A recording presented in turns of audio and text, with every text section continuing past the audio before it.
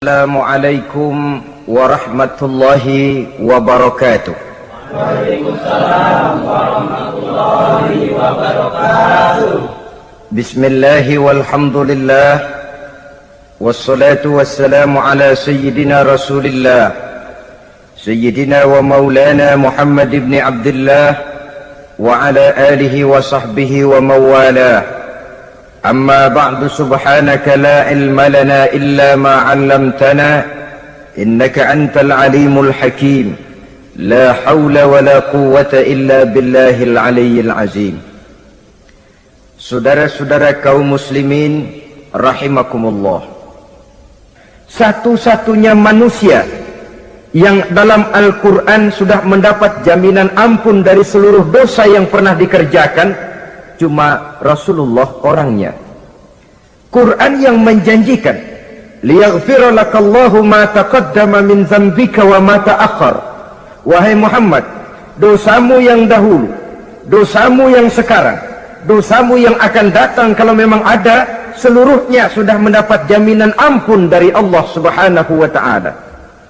Orang yang nyata-nyata sudah mendapat jaminan ampun dari segala dosa ini, ibadahnya luar biasa. Luar biasa bagaimana? Sejarah menceritakan beliau kalau sholat malam sampai bengkak kakinya karena rajin sujud. Aisyah menceritakan, satu malam selesai sholat isya saya akan tidur. Saya lihat suami saya sedang sholat, maka saya pun tidur. Tengah malam saya terbangun dari tidur, saya lihat suami saya masih sholat juga. Saya tidur lagi. Menjelang sepertiga malam yang akhir saya bangun, saya lihat masih sholat juga. Saya hampiri beliau. Saya tanya setelah sholatnya usai, "Bang," kata Aisyah, "ada apa yang?" Kata baginda Rasul, "Sebab beliau itu," jangan senyum kalau saya katakan yang di sini, sebab beliau itu pandai sekali menyenangi hati istrinya. Panggilan kelihatannya sepele, tapi bisa menghidupkan keharmonisan dalam rumah tangga.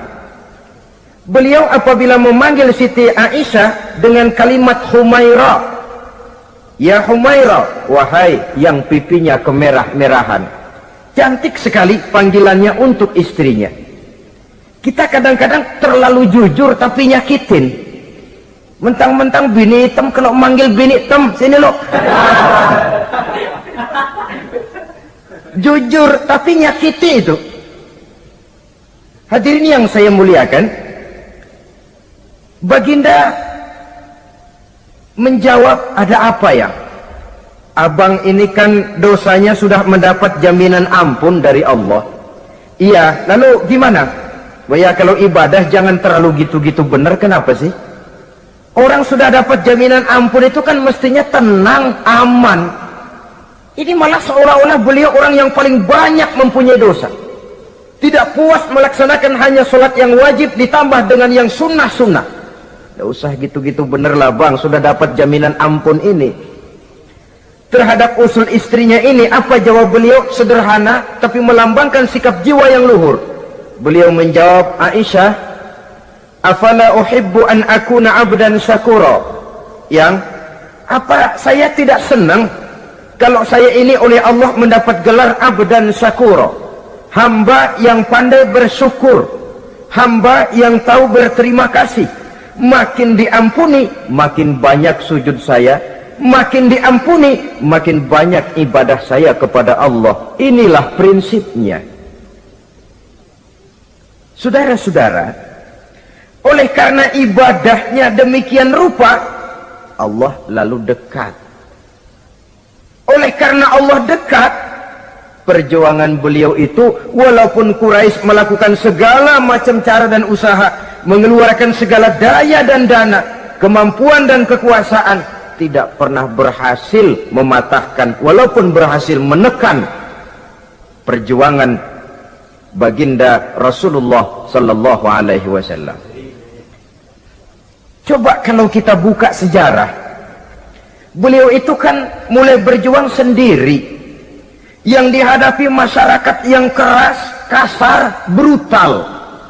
14 abad yang lalu, semenanjung Arabia terkenal sebagai masyarakat yang jahiliyah, di mana maksiat dan munkarat merajalela. Sembahan adalah berhala. Anak perempuan lahir dibunuh hidup-hidup.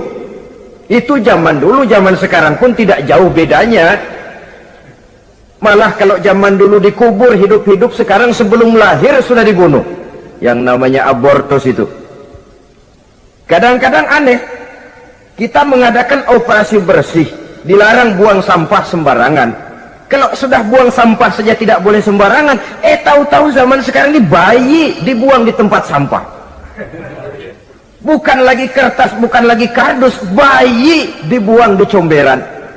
Kan lebih sadis sebenarnya dari jahiliyah 14 abad yang lalu. Judi di zaman dulu 14 abad yang lalu merajalela, menyentuh segala lapisan masyarakat. Di zaman sekarang pun judi tidak kurang hebatnya, cuma tentu dengan bahasa yang lain. Apalagi di zaman sekarang orang pandai menghaluskan bahasa, mensamarkan istilah. Judi disebut sumbangan umpamanya, sehingga orang lalu tidak terasa bermain judi, terasanya ikut nyumbang. Itu sekedar istilah yang merangsang orang sebenarnya. Masyarakat yang semacam ini yang dihadapi oleh baginda Rasul. Diangkat jadi Rasul umur 40 tahun lalu mulai berjuang. Mula-mula secara sembunyi dakwahnya itu. Dari pintu ke pintu, dari rumah ke rumah, dari orang ke orang. Hasilnya 3 tahun gerilya berdakwah, dapat pengikut tidak lebih 11 orang. Sudah tidak digaji, tidak dapat beras, hidup pun miskin. 3 tahun dakwah dapat pengikut 11 orang. Ustadz mana zaman sekarang yang masih mau ngajar? Kalau 3 tahun buka pengajian yang ngaji cuma 11, bubar. Kiai mana yang masih mau buka pondok kalau 3 tahun buka pesantren santrinya cuma 11? Pemimpin mana yang masih mau kampanye kalau 3 tahun kampanye dapat pemilih cuma 11? Bangkrut. Tapi tidak dengan Rasul. 3 tahun berlalu, turun perintah fasda bima tu'mar. Tidak usah berdakwah secara sembunyi, Muhammad sampaikan saja Islam secara terbuka. Mulailah beliau berdakwah secara terbuka, terang-terangan. Mula-mula Quraisy dikumpulkan dekat Ka'bah. Kumpulah Abu Jahal, Abu Lahab, Abu Sufyan dan gembong-gembong Quraisy. Di sana buat pertama kali secara terbuka baginda Rasul pidato. Tuan-tuan Quraisy, apakah tuan-tuan percaya kepada saya? Percaya. Kenapa? Karena Anda Muhammad sejak kecil belum pernah bohong. Baik. Jikalau memang tuan-tuan percaya kepada saya, maka mulai hari ini saya serukan kepada tuan-tuan, ankizu anfusakum minan nar. Jaga, pelihara, lindungi dan selamatkan diri tuan dari neraka. Tinggalkan segala macam berhala, jauhi Latta, Uzza, Manat dan Hubal. Sembah Allah Tuhan yang Esa, yang lam yalid walam yulad, yang tidak beranak dan tidak diperanakan. Ini dakwah pertama yang beliau sampaikan. Selesai beliau pidato, Abu Lahab interupsi, angkat tangan. Muhammad, ada apa paman? Alihaza jama'tana? Cuma untuk dengar ocehan kayak begini kami dikumpulkan di sini. Tabban laka ya Muhammad. Kalau bahasa kasarnya mau mampus kamu Muhammad. Nabi tidak jawab, Allah yang jawab. Tabbat yada abi lahabi wa tab, ma aghna anhu maluhu wa ma kasab. Bukan Muhammad yang celaka, Abu Lahab lah yang kelak akan menemui kecelakaan. Dakwah terus berlangsung. Ketika dakwah secara terbuka sudah dimulai, hambatan dan tantangan mulai datang. Sejak dari teror mental sampai kepada teror fisik. Dan puncaknya terjadi pada saat beliau berumur 53 tahun, di mana Quraisy mengadakan rapat di satu rumah yang disebut Darul Arqam. Kumpulah di situ dedengkot Quraisy. Siapa lagi kalau bukan Abu Jahal, Abu Lahab? Mereka rapat. rapat pleno lengkap. Setelah rapat dibuka, kata Abu Lahab kepada Abu Jahal, "Jahal, bagaimana ini Muhammad?" "Iya, bagaimana? Apalagi yang belum kita lakukan," kata Abu Jahal. "Kita fitnah sudah, kita caci maki tiap hari, kita lontari kotoran onta, sahabat-sahabatnya kita bantai, tapi mereka tetap tegar." "Iya," kata Abu Jahal, "dan sekarang ini sahabatnya sebagian berangsur-angsur sudah hijrah ke Madinah. Ini pertanda Islam akan berkembang di kota Madinah. Kalau nanti dia berhasil di Madinah lalu menyerbu ke Mekah, alamat habis kita gulung tikar." "Makanya," kata Abu Jahal. "Makanya apa?" "Makanya dari dulu juga saya bilang, kempesin aja itu." Jadi kalau bahasa okemnya kan begitu toh. "Bunuh saja Muhammad, bunuh." "Iya, soal bunuh sih gampang," kata Abu Lahab. "Tapi Muhammad kan tidak keluar dari batu. Dia punya keluarga, sanak famili dan handai tolan. Kalau keluarganya menuntut balas, bagaimana ini?" "Gampang. Kita kan banyak punya suku. Tiap-tiap suku kan punya juara, tukang-tukang pukul. Sewa saja, tiap suku ambil tukang pukulnya, kita kepung rumah Muhammad, bunuh sama-sama. Kalau keluarganya akan menuntut balas, dia akan berhadapan dengan seluruh suku yang ada di semenanjung Arabia ini. Bagaimana, setuju?" "Setuju." "Nah, sudah. Kapan kita bunuh Muhammad?" "Kapan lagi, tidak usah buang waktu. Besok malam." "Ya, besok malam kita bunuh Muhammad. Tapi awas, semua yang ikut rapat di sini, ingat baik-baik, ini rahasia negara. Besok malam kita akan membunuh Muhammad. Siapa yang berani membocorkan rahasia negara ini, supersip, dianggap menghambat program Quraisy. Itu nanti dijatuhi hukuman berat ya. Jaga rahasia baik-baik bahwa besok malam kita akan membunuh Muhammad. Sanggup?" "Sanggup." Rapat selesai. Hadirin boleh bubar ke rumah masing-masing. Pulang. Namanya manusia, bocor juga rahasia ini. Begitu pulang, cerita sama istrinya, "Bu, anu loh Bu." "Apa Pak?" "Saya tadi ikut rapat." "Rapat apa tuh Pak?" "Besok malam akan ada pembunuhan." Pembunuhan. "Siapa toh yang mau dibunuh?" "Muhammad." "Tapi jangan bilang-bilang ya, ini rahasia negara." "Ini rahasia negara Bu, jangan bilang-bilang." "Iya Pak, iya." Nah, besok pagi istrinya ngobrol sama tetangganya, "Mbak Ayu, tahu nggak?" "Apa toh?" "Nanti malam akan ada pembunuhan." "Siapa yang mau dibunuh?" "Muhammad." "Loh, sampean tahunya dari mana?" "Suami saya ikut rapat." "Tapi jangan bilang-bilang ya Bu ya. Ini rahasia negara. Jangan bilang-bilang. Nanti yang satu sampaikan lagi, jangan bilang-bilang. Terus jangan bilang-bilang. Akhirnya berita tersebar. Sehingga pagi hari itu sebagian besar penduduk Mekah sudah tahu kalau nanti malam akan ada pembunuhan. Maka lepas zuhur, Mekah itu mulai tegang. Yang simpati, "Aduh, kasihan Muhammad, nanti malam akan dibunuh." Yang tidak senang, "Mampus, biar dia rasain, ntar malam." Saudara-saudara, begitu maghrib berbunyi sudah, udara mulai gelap, penduduk Mekah sudah kunci pintu seperti ada jam malam.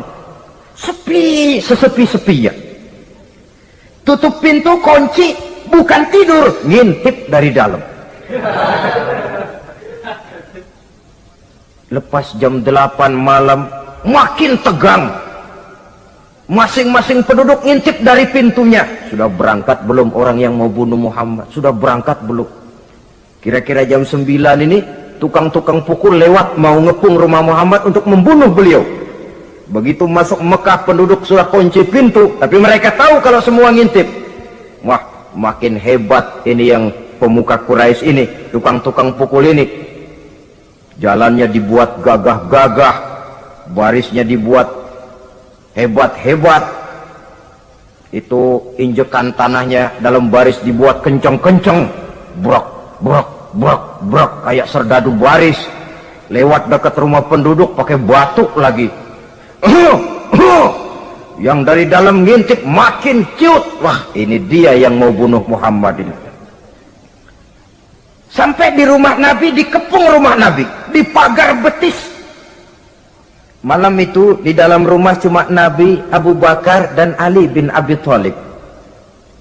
Nabi tahu rumahnya dikepung.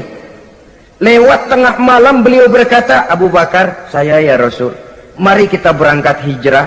Baik ya Rasul. Ali, saya ya Rasul, kamu gantikan saya ya. Gantikan apa ya Rasul? Gantikan tidur di tempat tidur saya. Baik ya Rasul. Masya Allah, sekali menggantikan mati. Tidur di tempat tidur Rasul pada malam rumahnya dikepung, resikonya kan mati. Menggantikan mati. Lah kalau menggantikan lurah lumayan. Menggantikan mati. Dan Ali tahu persis resikonya. Dan beliau waktu itu masih muda dan beliau tidak nawar. Baik ya Rasul, saya akan tidur di sini, berangkatlah Tuhan. Berangkat Rasul, ketika keluar dari pintu belakang rumah dikepung rapat, terjadilah keajaiban yang Allah ceritakan. Wa ja'alna min baini aydihim sadda wa min khalfihim sadda fa aghshaynahum fahum la yubsirun. Di muka, di belakang, di kiri kanan dibuatkan dinding oleh Allah, dibutakan mereka tidak lihat kalau Muhammad keluar dari rumahnya. Siaga penuh, apel, mata melotot, Nabi lewat nggak kelihatan. Sampai Nabi kemudian menuju Gua Thur, 3 malam 2 hari di sana. Dari sana perjalanan dilanjutkan ke Madinah Al-Munawwarah. Allahu Akbar. Mengarungi gurun pasir yang gersang dan tandus, yang terbentang antara Mekah dan Madinah. Meninggalkan kampung halaman tempat di mana dilahirkan dan dibesarkan. Keluarga yang berbeda akidah terpaksa berpisah. Kok kuat? Kok bisa? Kok sanggup? Di mana rahasia kekuatannya? Beliau punya sandaran vertikal, ibadahnya kepada Allah. Dengan bahasa kita sekarang, beliau punya backing. Backingnya tidak kepalang tanggung, yang serba maha. Maka saya mengajak kepada seluruh kaum muslimin, di zaman sekarang kan orang lagi main backingan, ya. Nah, siapa yang punya backing punya jalu. Saya cuma mengajak, kalau mau cari backing jangan kepalang tanggung, carilah backing yang serba maha. Maha gagah, maha tahu, maha adil, maha bijaksana, maha segala-galanya. Dan dialah Allah Subhanahu wa ta'ala. Saudara punya backing kolonel, tanggung. Nanti dia pensiun habis. Yang kolonel saja tanggung, apalagi yang kopral. Kalau mau cari backing, carilah backing yang serba maha, Allah Azza wa Jalla. Caranya tentu dekat kepadanya. Untuk dekat kepadanya melalui jalur yang sudah diatur olehnya, melalui Rasulullah Sallallahu Alaihi Wasallam, yaitu solat, ibadah. Makin tinggi nilai ibadah, makin dekat kita dengannya. Makin dekat dengannya, makin banyak fasilitas yang akan diberikan untuk kita. Saudara pegawai negeri ingin cepat naik golongan, itu caranya 2. Pertama, jam kantor disiplin. Jam 7 masuk, jam 3 pulang. Kalau belum jam pulang, jangan pulang. Yang kedua, tambahan di luar jam kantor, sering-sering datang ke rumah kepala bagian. Apa malam minggu, apa hari minggu, apa bawa jeruk, apa pisang Ambon, kan begitu toh. Ini nanti kan kepala bagian kan nilai, karyawan saya yang satu ini jam kantornya disiplin, tambahan dia sering datang hari minggu di luar jam kantor bawa jeruk lagi. Ini mestinya belum naik, lah gua naikin dulu ke atas. Naik, saudara-saudara. Yang saya maksud apa? Itu zuhur, asar, maghrib, isya, subuh, jam kerja resmi itu, jam kantor. Lah, ada kunjungan di luar jam kantor, yang namanya tahajud, yang namanya hajat, yang namanya duha. Nanti kan Allah lihat, ini hambaku yang satu ini jam kantornya betul, zuhur, asar, maghrib, isya, subuhnya tepat. Tambahan di luar jam kantor, dia sering menghadap kepadaku. Nah, hambaku ini aku angkat kau maqamam mahmuda, ke satu tempat yang terpuji. Kalau Allah yang ngangkat, satu negara orang mau rendahkan kita, kita akan tetap tinggi. Kalau Allah mau rendahkan, satu negara mau angkat kita, kalau memang dasar mesti nyungsap ke bawah. Inilah perlunya sandaran vertikal. Inilah perlunya kita mempunyai backing hanya kepada Allah. Pada waktunya orang akan sampai ke titik jenuh.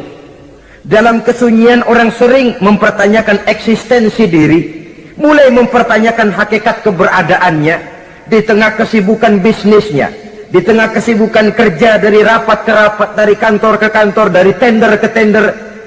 Orang akan sampai kepada titik jenuh. Dikala itu dia memerlukan ketenangan, dikala itu dia memerlukan kedamaian, dikala itu dia mencari eksistensi diri. Sebenarnya hidup ini mau apa sih? Cuma sekedar menjalani hal-hal yang rutin saja, pergi pagi pulang sore, peras keringat banting tulang, atau ada tujuan yang lebih luhur daripada sekedar ini? Dikala itulah dia mulai mencari jalur untuk mendekatkan diri kepada Sang Pencipta. Dan tidak bisa ingin dekat dengan Allah saudara pakai aturan sendiri. Ingin dekat dengan gubernur harus ikut aturan yang ditetapkan oleh protokolnya gubernur. Ingin dekat dengan presiden, ya ikut jalur yang sudah disusun oleh protokolnya presiden. Ingin dekat dengan Allah, ya ikut jalur yang sudah diatur oleh Allah melalui Rasulnya. Apa itu? Ya diantaranya sholat, puasa, dan ketentuan-ketentuan ibadah yang lain. Tidak bisa dengan prinsip, yang penting kan hati baik, berjiwa bersih, akhlak luhur, tidak usah sholat kalau hati baik sudah dekat dengan Allah. Oh, alangkah enaknya kalau begitu. Kalau dengan itu bisa dekat dengan Allah, rasanya Nabi Muhammad yang paling dulu berhenti sembahyang. Kenapa? Beliau orang yang hatinya paling baik. Beliau orang yang budinya paling luhur. Kalau budi luhur dan hati baik sudah menjamin untuk dekat dengan Allah, Nabi dulu berhenti sholat. Nyatanya tidak. Beliau orang yang berbudi luhur, berakhlak baik, entoh ibadahnya demikian rupa. Dan beliau adalah standar untuk kita jadikan contoh dalam mengamalkan ajaran-ajaran agama di kehidupan kita ini. Saudara, itu tadi sepertiga waktu beliau untuk ibadah, untuk Allah. Sepertiga yang kedua dari waktu beliau adalah untuk tugas. Dalam hal ini, sebagai seorang Rasul, menyampaikan risalah Islam berhadapan dengan umat. Yang jadi soal ialah, apa modal utama beliau di dalam melaksanakan tugas? Dan ini nanti sebagai cerminan buat kita. Modal utamanya pertama adalah keteladanan, dan yang kedua adalah akhlak. Sekarang ini kita hampir nyaris mengalami berbagai macam krisis. Yang paling santer kita dengar adalah krisis wibawa. Ada pak guru dicegat muridnya di jalanan, dipukulin karena nggak naik kelas katanya. Nampaknya guru nggak lagi berwibawa. Di satu pihak mungkin karena si guru tidak bisa digugu dan ditiru, di lain pihak juga murid tidak lagi mengenal arti rasa hormat kepada pak guru. Nah, kenapa krisis wibawa timbul? Karena tidak ada keteladanan. Adapun Rasul, wibawa beliau timbul di tengah umat karena keteladanan ini. Apapun yang beliau ajarkan kepada umat, beliau adalah pelaksana pertama. Dengan kata lain, satunya kata dan perbuatan. Ini yang sangat diperlukan di zaman kita sekarang. Bukan cuma sekedar simposium, muktamar, kongres, rapat besar dengan keputusan bertumpuk-tumpuk kertas di atas meja, tetapi tidak pernah terrealisir dalam kehidupan. Yang kita perlukan adalah satunya kata dan perbuatan, bahwa kalau itu yang diucapkan, itu yang diterapkan. Kalau itu yang diteorikan, itu yang dikerjakan. Keteladanan. Yang kedua, rahasia sukses beliau dalam melaksanakan tugas berhadapan dengan umat, akhlak. Beliau tidak menyampaikan Islam ini dengan kekerasan, tidak juga dengan bujuk rayu harta, tidak pula dengan menakut-nakuti orang. Belum pernah kita baca dalam sejarah beliau teriak-teriak, awas yang tidak masuk Islam dipecat jadi orang Arab. Tidak. Atau dengan bujuk rayu, ayo siapa masuk Islam super mie 2 bungkus? Tidak. Sebab kebenaran tidak bisa dipupuk dengan materi. Kebenaran adalah soal keyakinan, dan keyakinan adalah soal batin. Orang yang beragama karena tertarik kepada super mie, orang yang beragama karena tertarik kepada pakaian, kepada obat-obatan, nilai imannya dipupuk dengan materi. Dan usaha seperti itu sama saja dengan menegakkan benang basah. Dia percaya kepada sesuatu yang dia tidak mengerti.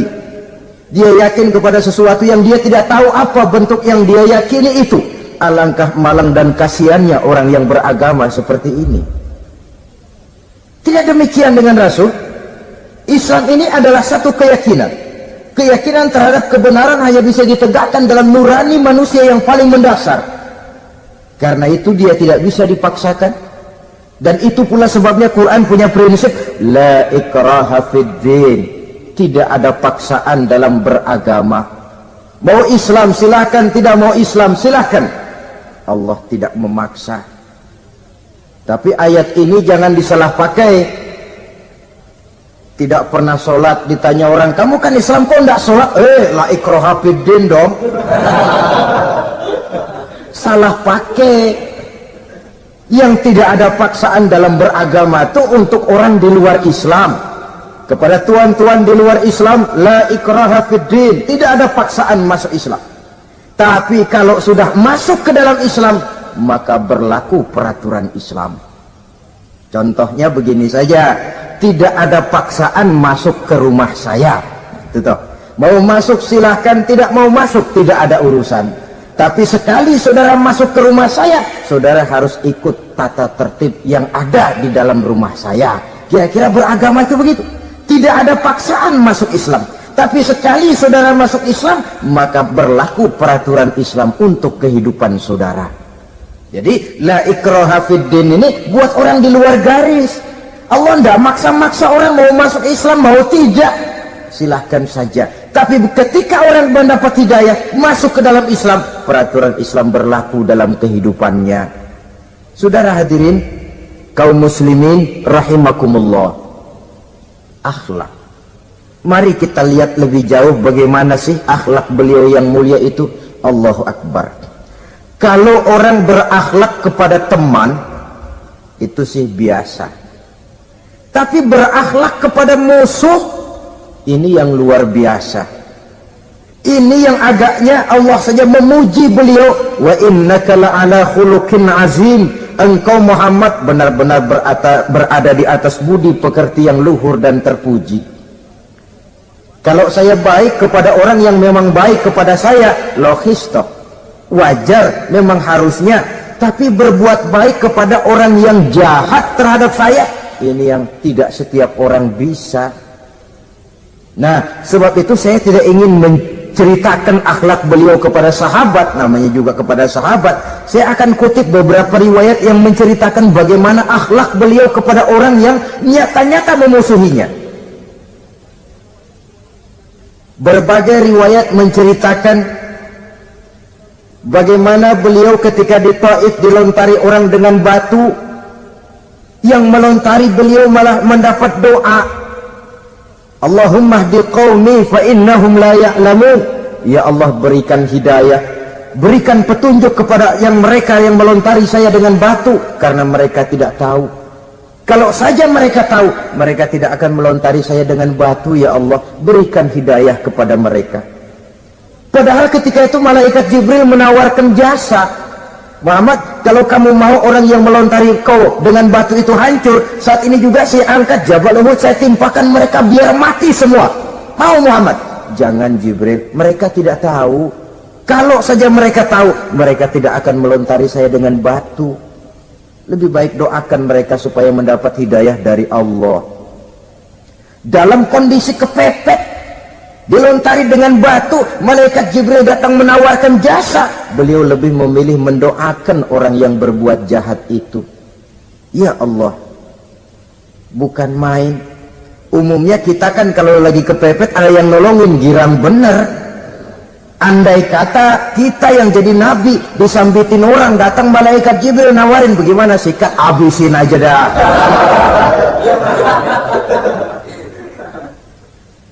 Ini akhlak kepada musuh. Ketika beliau selesai sholat zuhur, istirahat rebah-rebah, tidur-tiduran di bawah pohon kurma, datang orang kafir yang bernama Daksur yang sudah lama mengintip-ngintip, mencabut dan menghunus pedang. Muhammad, kalau ini saat saya tebas batang lehermu, siapa yang akan menolong engkau? Tidak ada. Yang akan menolong saya Daksur? Iya, Allah yang akan menolong saya. Mendengar Allah, Daksur gemetar, keringat dingin bercucuran, pedang jatuh ke bawah, diambil oleh Rasul pedangnya, dibalikkan ke leher Daksur. Kalau sekarang saya yang tebas batang lehermu Daksur, siapa yang akan menolong kamu? Tidak ada ya Rasul, kecuali kalau kau mau memaafkan saya. Baik, ambillah kembali pedangmu, kau saya maafkan, dan jangan ulangi lagi perbuatan semacam ini. Lain saat beliau sedang tawaf, diikuti oleh seorang Quraisy kafir. Sambil tawaf, ini kafir Quraisy sudah bawa pisau. Dia pikir, nanti di satu sudut yang agak gelap saya tikam Muhammad dari belakang, saya bunuh dia. Jadi kafir ini pura-pura ikut tawaf. Jahatnya orang kafir itu kan begitu, tawaf ya ikut pura-pura tawaf, ada kesempatan sikat dari belakang. Putaran pertama belum ada kesempatan, putaran kedua makin tegang. Pokoknya begitu tempat agak gelap, cabut pisau, hantam saja sudah Muhammad, biar mati sekali di sini. Dan Nabi tahu, oh ini asisten pribadi malaikat Jibril masih tahu tuh. Jadi malaikat Jibril memberitahu, awas Muhammad, itu di belakangmu orang cuma pura-pura tawaf, dia bawa pisau mau bunuh kamu, hati-hati Muhammad, Roger ganti gitu.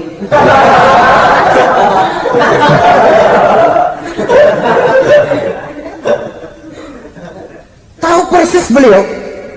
Sampai di satu sudut yang gelap, si kafir ini mencabut pisau. Nabi nengok ke belakang, menoleh Nabi. Begitu menoleh, Quraisy ini kan ketangkep basah, bahasa Arabnya yumsak mablul katanya, ketangkep basah, grogi, salah tingkah, garuk nggak gatel, kasihan melihatnya sudah. Ya namanya orang ketangkep basah itu, mau alasan apa? Nggak beralasan ya, harus merasa harus membela diri, gemetar nggak karu-karuan. Kata Nabi senyum. Mau apa, Mas? Anu Rasul, ini anu apa? Anu. Sudah, saya kan tahu kamu mau bunuh saya toh. Sudah, saya sudah tahu kok. Oh, kamu jangan pura-pura. Kamu kan mau bunuh saya kan? Terus terang saja. Iya Rasul, iya. Sekarang gimana? Enggak berani Rasul, minta maaf saja. Ya kalau sudah kamu minta maaf begitu, sudah kamu pulang sana, jangan diulangi lagi ya.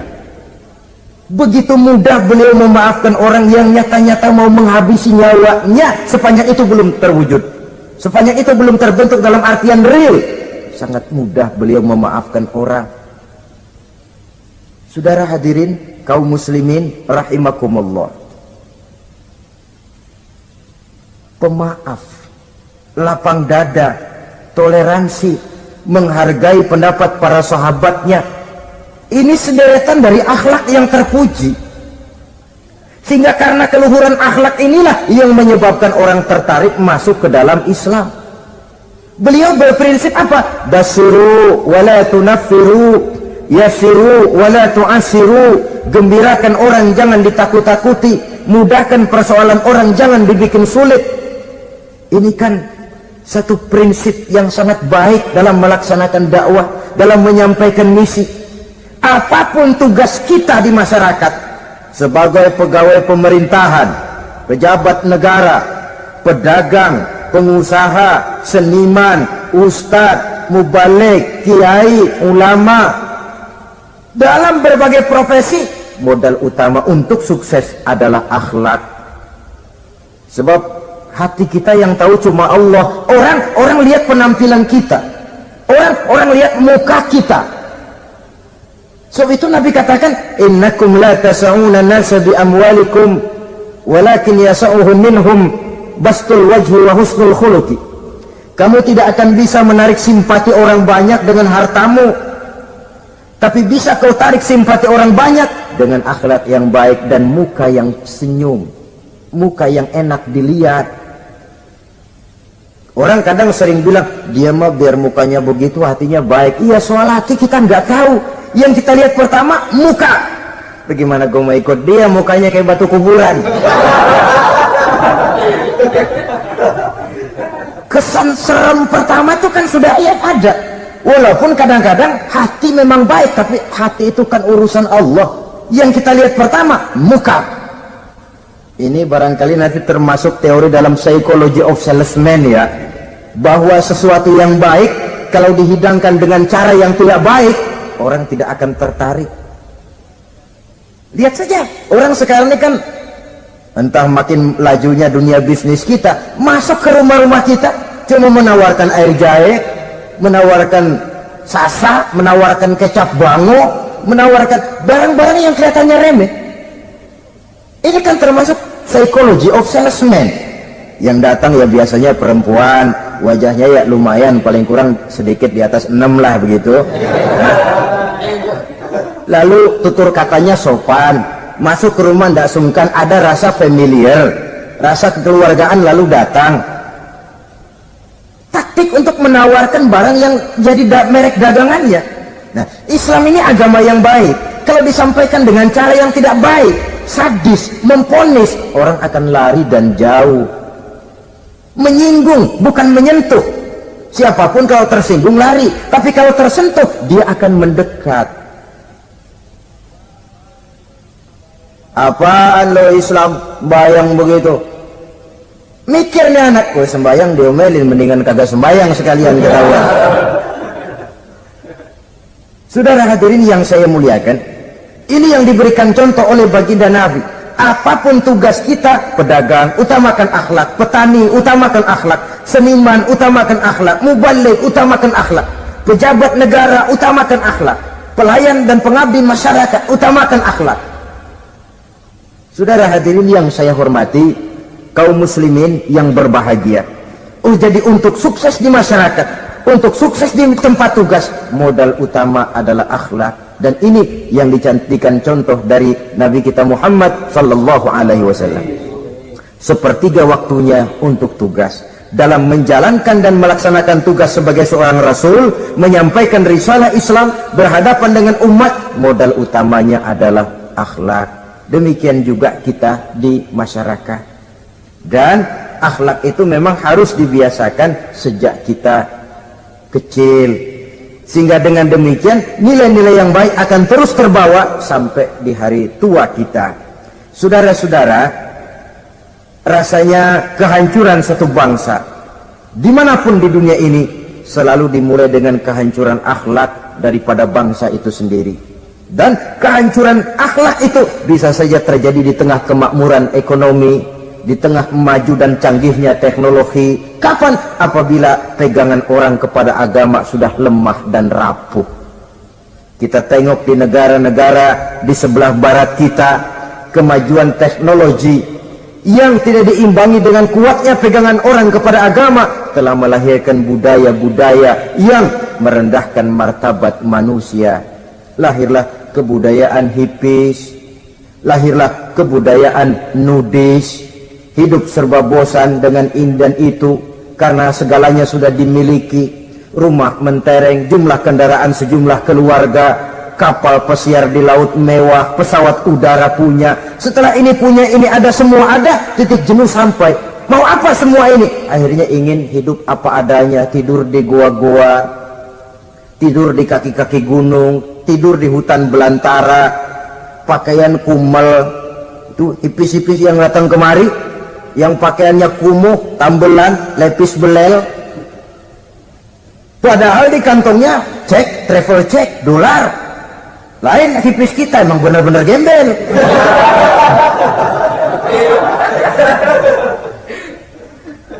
Merasa jenuh, merasa bosan. Bahkan sebuah berita dari Jerman, orang terlalu kaya, pulau dibeli. Di pulau itu dia bikin satu klub yang bernama klub nudis. Setiap anggotanya boleh masuk ke pulau itu dengan catatan tidak boleh pakai pakaian selembar pun, alias bugil, telanjang bulat. Sudah telanjang bulat itu.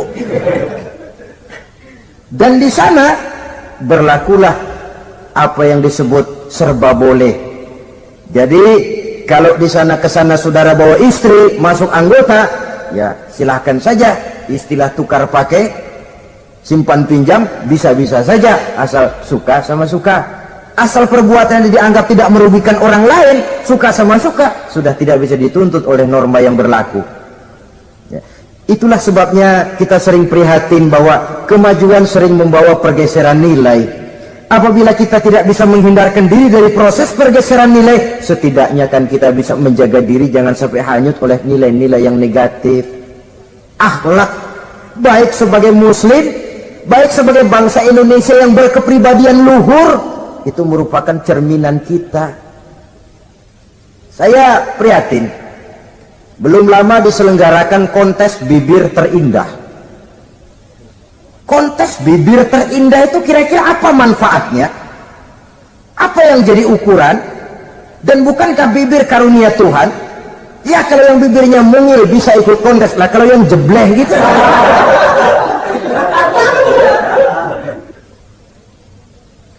Kontes bibir terindah masih hangat dibicarakan orang, sudah muncul lagi kontes betis terindah.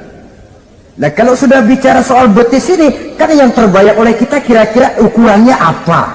Yang diukur itu apanya ya? Ya tentu betisnya itu. Nah paling celaka kalau betis-betis yang ikut itu nanti jadi milik panitia semua kan. Yang tidak usah kita mengukur dengan kacamata agama, dengan budaya kita sebagai bangsa Indonesia yang berfalsafahkan Pancasila, rasanya mendengarnya saja kok sudah tidak sah gitu loh, tidak pas untuk ukuran kita sebagai bangsa yang berfalsafahkan Pancasila. Saudara-saudara kaum muslimin rahimakumullah, ini yang saya maksud tadi, proses pergeseran nilai.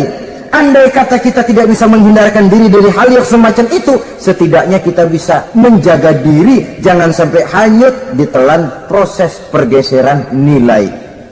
Dan memelihara nilai-nilai akhlak ini dari hari ke hari memang tidak semakin ringan, bahkan akan semakin berat, karena tantangan yang kita hadapi juga akan semakin berat. Inilah sepertiga yang kedua dari waktu beliau untuk melaksanakan tugas. Jadi modal utama dalam melaksanakan tugas akhlak. Di antara nilai akhlak itu prinsip Nabi tadi, gembirakan orang, jangan ditakut-takuti, mudahkan urusan orang, jangan dibikin sulit. Sehingga kalau yang memang mudah lalu dipersulit, itu sudah mencerminkan akhlak yang tidak diajarkan oleh Rasulullah Sallallahu Alaihi Wasallam. Kemudian yang terakhir, sepertiga yang ketiga dari waktu beliau adalah untuk keluarga. Jadi tadi ada waktu untuk Allah, ibadah, ada waktu untuk tugas, dan yang ketiga ada waktu untuk keluarga. Bagaimana Rasul di tengah keluarganya? Anas bin Malik bercerita, saya 11 tahun membantu di rumah tangga Rasul. 11 tahun itu kan artinya 11 kali 360 hari kali 24 jam. Bukan waktu yang sebentar itu. Selama 11 tahun saya membantu di rumah tangga Rasul, kata Anas, belum pernah saya dengar kata-kata kasar, keras, membentak. 11 tahun saya membantu di rumah tangga beliau, belum pernah saya lihat ada piring terbang, ada bakyak melayang. Artinya apa? Cerminan dari ketentraman, keayeman, kedamaian rumah tangga beliau. Padahal rumah tangganya kecil, istrinya lebih dari satu, tapi aman, tentram, rukun. Kita kadang-kadang istri satu seminggu 7 hari, perang 6 hari. Cuma 1 hari gencatan senjata. Sudah hadirin, saudara kaum muslimin rahimakumullah, kalau beliau tidak menyenangi satu masakan, misalnya masakan istrinya, Tidak mencah-mencah, cuma kelihatan dari makannya barangkali tidak begitu banyak, tapi tidak pernah mencela apapun yang dimasak istrinya. Senang ya dimakan, tidak senang ya dimakan karena menghargai lelah jerih payahnya istri.